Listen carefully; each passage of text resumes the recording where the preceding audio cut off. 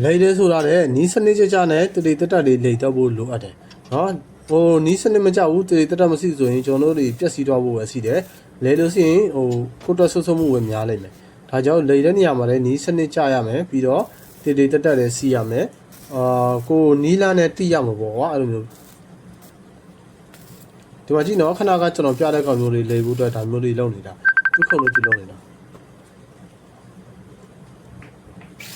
โอเคဒီမှာတော့ဖြတ်ရမယ်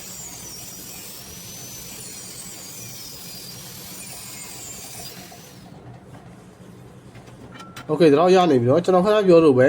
နီးစနစ်မကြောက်ဆိုရင်ကျွန်တော်တို့ဆွတ်မှုတွေစီးနေမယ်ဘယ်လိုမျိုးဆွတ်မှုစီးတယ်ဆိုတော့ကျွန်တော်တန်နေ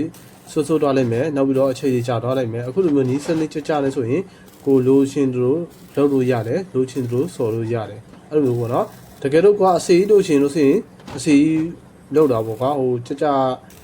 စစ်စစ်လိမ့်ချင်တော့ကိုစစ်စစ်လောက်တာပေါ့အများကြီးလောက်တာပေါ့ကွာအဲ့လိုမျိုးပါဒီမှာကြည့်ကြက်ရွာဒီကောင်ထုတယ်နော်ကြက်ရွာထုရွဲ့ဒါကိုလောက်ရတာလေ